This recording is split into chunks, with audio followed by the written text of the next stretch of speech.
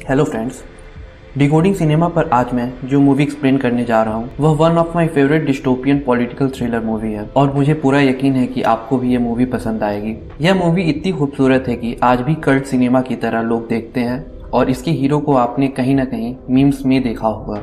Explain करने से पहले हम डिस्टोपियन का मतलब समझा दें। डिस्टोपियन का मतलब होता है किसी भयानक भविष्य की कल्पना और इस थीम पर काफी अच्छी मूवीज और नॉवेल लिखी गई हैं। Children of man, the purge, oblivion कुछ ऐसी ही मूवीज हैं और आगे इस चैनल पर हम इन मूवीज को एक्सप्लेन भी करने वाले हैं। इसलिए आपको अभी चैनल सब्सक्राइब कर लेना चाहिए और हमारा एक्सप्लेनेशन आपको कैसा लगा यह आप कमेंट बॉक्स में जरूर बताइए ताकि हम सुधार कर सकें। जॉर्ज ऑरवेल की 1984 भी डिस्टोपियन थीम पर बेस्ड एक फेमस नॉवल है। अगर आपको इस नॉवल के बारे में पता है और इसका एक्सप्लेनेशन चाहते हैं तो कमेंट में जरूर लिख के बताइए। मूवी का नाम तो आपने वीडियो के टाइटल में पढ़ ही लिया होगा, तो चलिए बिना टाइम वेस्ट किए मूवी की कहानी स्टार्ट करते हैं। ये फिल्म फ्यूचर में बेस्ड है जिसमें दिखाया जा रहा है कि ब्रिटेन में अब एक फासिस्ट गवर्नमेंट रूल कर रही है। जैसा कि हिटलर या मुसोलिनी के टाइम जर्मनी और इटली का हाल था, कुछ ऐसा ही हाल अब ब्रिटेन का हो गया है। ऐसे में एक वी नाम का फ्रीडम फाइटर आता है और तानाशाही की वाट लगा देता है। गाय फॉक्स का मास्क पहनने वाले इस आदमी की तानाशाही से लड़ाई की कहानी है वी फॉर वेंडेटा। कहानी है 2032 की। दुनिया उथल पुथल में है। दूसरा सिविल वार हो चुका है और एक सेंट मैरिस नाम की महामारी ने यूएसए की कमर तोड़ दी है। यूरोप भी बर्बाद हो गया है। यूके में नॉर्थ फायर पार्टी ने एक फासिस्ट गवर्नमेंट बनाई है जिसको लीड करता है एडम हिटलर। पूरे देश में रात में एक समय के बाद कर्फ्यू लग जाती है और लोगों को बाहर निकलना अलाउ नहीं होता है। 4 नवंबर को एक आदमी जो मास्क लगाया होता है वह ईवी हैमंड को बचाता है। ईवी को कर्फ्यू के टाइम पे बाहर होने के कारण कुछ पुलिस ऑफिसर पकड़ लिए होते हैं और उसके साथ बदसलूकी कर रहे होते हैं। वी पुलिस ऑफिसर को मार देता है और ईवी की जान बचाता है। ईवी वी से डर जाती है लेकिन वी ईवी से अच्छे से बात करता है और रिक्वेस्ट करता है कि वह उसके साथ एक शो देखने चले। ईवी को वी एक बिल्डिंग के टेरेस पर ले जाता है और थोड़ी ही देर में ओल्ड बेली नाम का लंदन का क्रिमिनल कोर्ट पूरी तरह डिमोलिश हो जाता है, जिसे देखकर ईवी डर जाती है लेकिन वी बहुत खुश होता है। ईवी डर कर वहां से भाग जाती है। पुलिस और कोर्ट को ये बात हजम नहीं होती है कि किसी ने क्रिमिनल कोर्ट को ही डिमोलिश कर दिया है। चांसलर इस केस को इन्वेस्टिगेट करने के लिए एक कमेटी बैठाता है और इस केस को एडफिन नाम के एक पुलिस ऑफिसर को दे देता है। चांसलर हर हफ्ते इस कमेटी का रिपोर्ट वीडियो कॉन्फ्रेंसिंग के थ्रू लेता है और वह पुलिस को बोलता है कि किसी तरह जो भी एक्टिविस्ट हैं उन्हें मार गिराना है। इस पूरे घटने को छुपाने के लिए गवर्नमेंट बीटीएन न्यूज पर एक प्रोपेगेंडा ब्रॉडकास्ट करती है जिसमें बताया जाता है कि कोर्ट का डिमोलिश गवर्नमेंट ने खुद ही किया है। लेकिन जब यह न्यूज ब्रॉडकास्ट हो रही होती है तभी वी न्यूज चैनल के ऑफिस में आ जाता है। हमें यहाँ पता चलता है कि ईवी भी इसी न्यूज चैनल में काम करती है। वी आकर ब्रॉडकास्ट रोक देता है और सीधे टीवी पर लाइव चला जाता है।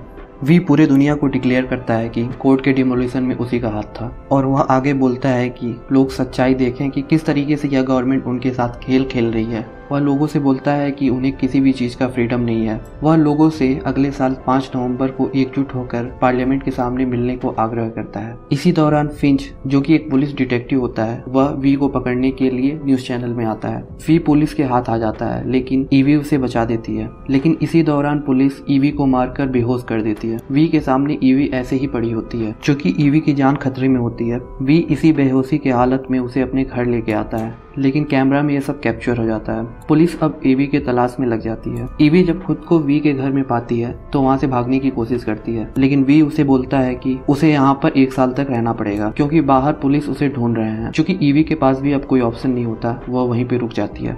वी आगे नॉर्थ फायर पार्टी के बड़े बड़े लीडर्स, ब्यूरोक्रेट्स और बिशप जो यह देश चला रहे होते हैं उन्हें एक एक करके मार देता है। फिंच वी के तलाश में होता है लेकिन अभी भी उसे कुछ नहीं मिलता। कुछ दिन बीत जाते हैं। ईवी अभी भी वी के घर में है। वी कभी भी ईवी के साथ बुरा बर्ताव नहीं करता है, यहाँ तक कि उसके लिए खाना बनाता है, ब्रेकफास्ट बनाता है और ईवी को काफी अच्छे से रखता है। लेकिन घर में वो हमेशा मास्क पहने ही रहता है। वी देश और देश के लोगों के लिए बिना किसी पर्पस के जो कर रहा है उसके कारण ईवी वी के तरफ अट्रैक्ट होने लगती है। एवी को भी बिना किसी केयर और टेंशन के जीना रहता है जैसा कि वी जी रहा होता है। वह वी की तरह स्ट्रांग बनना चाहती है, लेकिन वी का बड़े बड़े लोगों को मारना ईवी को बिल्कुल पसंद नहीं आता है। एक दिन मौका देखकर एवी वहाँ से भाग जाती है। वहाँ से भागकर वह सीधे अपने बॉस के वहाँ जाती है। अपने बॉस से वह रिक्वेस्ट करती है वहाँ पे रुकने के लिए। उसका बॉस बीटीएन न्यूज चैनल पर एक कॉमेडियन टॉक शो होस्ट करता था जिसका नाम गॉर्डन था। एवी अपने बॉस पे भरोसा करती है और परेशानी के लिए माफी भी मांगती है। एवी का बॉस एवी से कहता है, इन केस पुलिस इस घर में आती भी है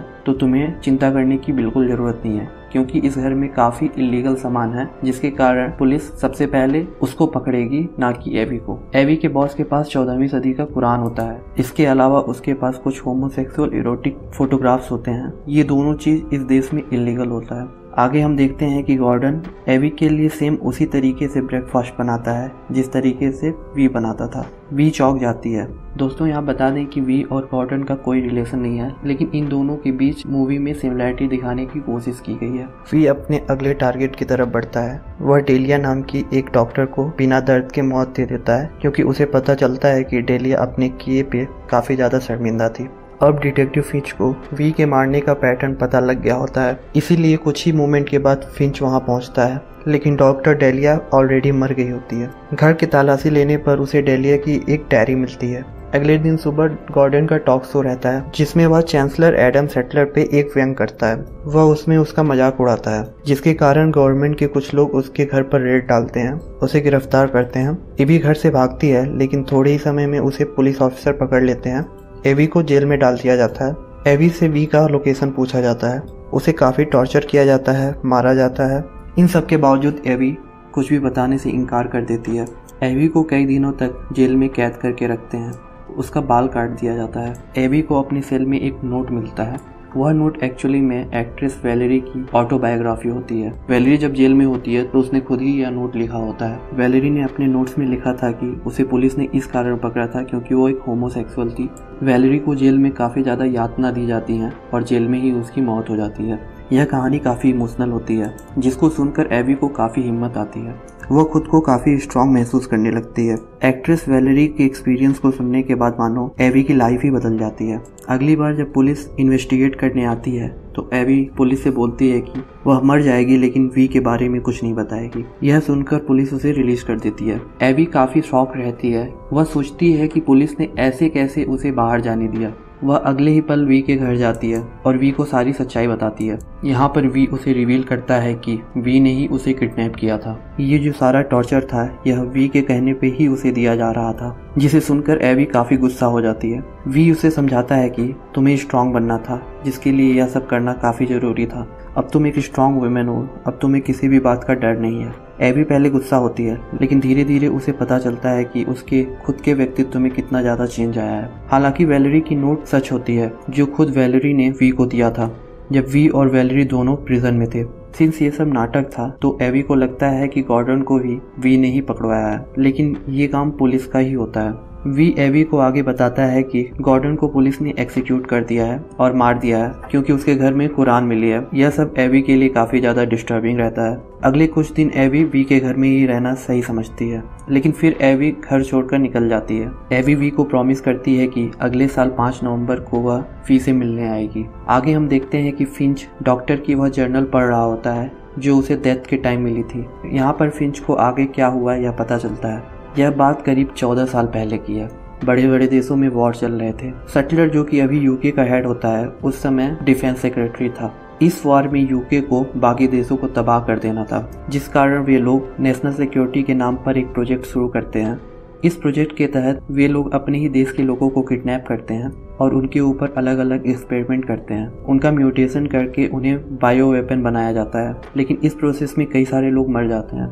यह प्रोग्राम नॉर्थ फायर पार्टी के निगरानी में हो रहा होता है और यही कारण था कि वी उस पार्टी के बड़े बड़े लोगों को मार दिया था, क्योंकि ये लोग बायो वेपन बनाने की कोशिश करते हैं, लेकिन इसका रिजल्ट एक डेडली वायरस होता है। आगे नॉर्थ फायर पार्टी का प्रवक्ता मिस्टर क्रीडी अपने पार्टी को सजेस्ट करता है यह वायरस इनफैक्ट अपने ही देश में फैलाना चाहिए ताकि देश का सोशल सिचुएशन डिस्टर्ब हो। लोग मरने लगेंगे, लेकिन बाद में हम ही इस वायरस का एंटीडोट रिलीज करेंगे और इस चक्कर में हम इलेक्शन जीत जाएंगे। इस प्लान के अकॉर्डिंग यह वायरस सेंट मैरी स्कूल और अलग अलग स्टेशन, पानी, इनमें फैलाया जाता है, जिसके कारण यूके के लाखों लोग मर जाते हैं।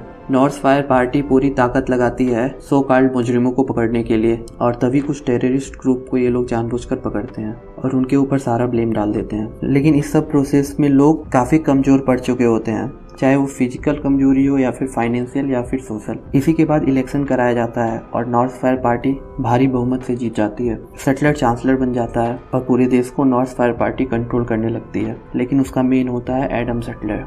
इन सब के बीच में वी होता है जिस पे एक्सपेरिमेंट चल रहे होते हैं, और यहीं पर इसकी मुलाकात एक्ट्रेस वैलेरी से होता है। इन एक्सपेरिमेंट के बीच में वैलेरी अपनी ऑटोबायोग्राफी लिखती है और वी को अपनी ऑटोबायोग्राफी दे देती है। डॉक्टर डेलिया को ये एक्सपेरिमेंट अच्छे नहीं लगते क्योंकि इस केस में लाखों लोग मरते हैं, लेकिन यह प्रोजेक्ट काफी सीक्रेट होता है और इसी के प्रेशर के कारण उसे यह काम करना पड़ता है। डॉक्टर डेलिया ने अपने जर्नल में लिखा होता है कि जब ये एक्सपेरिमेंट वी पर हो रहे होते हैं तो एक्चुअली में वी काफी ज्यादा स्ट्रांग हो जाता है, उसकी मेंटल और फिजिकल कैपेसिटी बढ़ जाती है, वह जो भी सीखता है उसमें काफी अच्छा बनने लगता है, उसके ऊपर आग का परिणाम भी धीरे धीरे कम होने लगता है। लेकिन इस एक्सपेरिमेंट से परेशान होकर वह एक दिन होममेड बॉम्ब बनाता है और पूरे कैंप को तबाह कर देता है और खुद भाग जाता है, और तब से ही बदले की भाव उसमें झुलस रही थी, जिसके कारण आज वह 14 साल बाद लोगों को जागृत कर रहा है। यह सारे हिस्ट्री अब फिंच पढ़ लेता है और उसे बिलीव नहीं होता है कि इस गवर्नमेंट ने किस तरह इस स्टेट का कंट्रोल लिया होता है। दोस्तों, अब कहानी की टाइमलाइन आगे बढ़ती है और आज के समय में वी अपने अपने तरीकों से इस गवर्नमेंट का पर्दाफाश कर रहा होता है, और दूसरी तरफ चांसलर हमेशा पुलिस वालों पर प्रेशर डाल रहा होता है कि जो भी एक्टिविस्ट है जो यह काम कर रहा है उसे किसी भी तरीके से पकड़ो। लेकिन फिंच को वह कड़ी नहीं मिल पाती जिसे यह पता कर सके कि वी कहाँ रहता है, कहाँ से आता है और कहाँ जाता है। धीरे धीरे जब 5 नवंबर नजदीक आता है तो वी गाई फोक्स के मास्क लोगों में फ्री बांटने लगता है। लोगों में इस गवर्नमेंट के खिलाफ असंतोष पैदा होता है, वे सवाल पूछने लगते हैं। इसी बीच पुलिस इस पार्टी के एक सीक्रेट मेंबर जो कि एक छोटी सी गर्ल होती है उसे गन से मार देते हैं क्योंकि उस लड़की ने मास्क पहना था, और लोग उस आदमी को मार देते हैं जिसने उस लड़की को मारा था। इसके बाद आता है 5 नवंबर। उसी शाम को ईवी वी से मिलने आती है। आज ही के दिन वी गवर्नमेंट के खिलाफ अपनी आखिरी लड़ाई लड़ने वाला होता है। पार्लियामेंट की जो बिल्डिंग होती है वी उसे ही उड़ाने वाला होता है, लेकिन ईवी से मिलने के बाद उसे उससे प्यार हो जाता है और जो भी उसके वायलेंट विचार होते हैं वो धीरे धीरे कम होने लगते हैं। पार्लियामेंट को डिस्ट्रॉय करने का ये जो फैसला होता है वो वी एवी को देता है। वी एवी को वह एक्सप्लोसिव से भरी हुई एक ट्रेन दिखाता है। वहीं दूसरी तरफ हम देखते हैं कि लोग रात में भारी संख्या में रोड पर उतर आते हैं मास्क पहने हुए, और वह पार्लियामेंट की तरफ जाने के लिए निकलते हैं। और यहाँ पर सेटलर को सब कुछ पता होता है। वह आर्मी फोर्सेस बड़े बड़े टैंक रास्ते पर ले आता है और पूरे पार्लियामेंट के आसपास बहुत बड़ी फौज लगा देता है लोगों को रोकने के लिए। यहाँ पर वी एवी के साथ कुछ मोमेंट बिताता है और फिर अंडरग्राउंड के रास्ते वह अपना आखिरी काम करने के लिए चला जाता है। वी क्रेडी से मिलता है जो कि इस पार्टी का प्रवक्ता होता है और इस वायरस को फैलाने का आइडिया दिया होता है। वह क्रेडी से बोलता है कि वी सरेंडर करने के लिए रेडी है अगर क्रेडी चांसलर को मारने में वी की मदद करे। इसमें क्रेडी रेडी होता है। वह सेटलर को किडनैप करता है और आज के दिन वी के सामने लाके खड़ा करता है। वी उसे मार देता है। अब डील के अकॉर्डिंग आइडियली वी को सरेंडर करना था, लेकिन वह अपनी डील तोड़ के क्रेडी को भी मार देता है। इसी बीच क्रेडी के लोग उस पर फायरिंग करने लगते हैं। इसमें वी को भी काफी ज्यादा चोट आती है। वह जल्द ही मरने वाला होता है। वह किसी तरह अंडरग्राउंड ट्रेन के पास आता है जहाँ पर एवी रहती है। वह एवी से मिलता है और थोड़ी देर बाद ही मर जाता है। फिर एवी उसकी बॉडी ट्रेन में फूलों के बीच में रखती है। एवी ट्रेन चालू करती है ताकि पार्लियामेंट पूरी तरीके से डिस्ट्रॉय आ जाए। वहीं हम देखते हैं कि फिंच उस जगह पे आ जाता है और वह एवी से ट्रेन रोकने को कहता है। एवी फिंच की बात न मानते हुए ट्रेन को चालू कर देती है। फिंच एवी को कुछ भी नहीं कहता क्योंकि फिंच को पता होता है कि आज जो भी कुछ हो रहा है वह पास्ट में इस पार्टी के द्वारा किए गए पॉलिटिकल क्योस के कारण हो रहा है और एवी कोई मुजरिम या टेररिस्ट नहीं है, इसीलिए वह उसे छोड़ देता है। रास्ते में लोग पार्लियामेंट के नजदीक आते हैं, लेकिन आर्मी के ऑफिसर क्रेडी या चांसलर के लास्ट ऑर्डर का वेट कर रहे होते हैं कि फायरिंग शुरू करें या ना करें।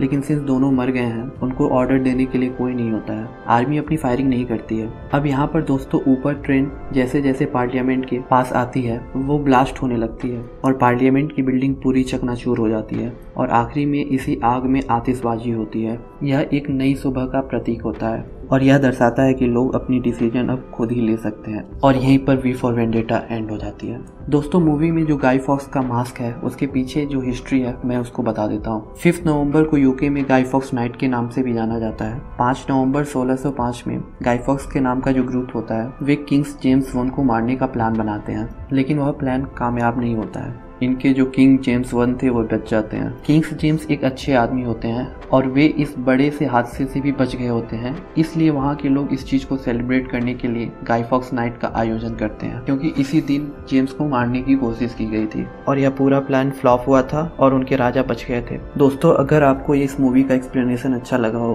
तो आप इस वीडियो को लाइक जरूर कीजिए।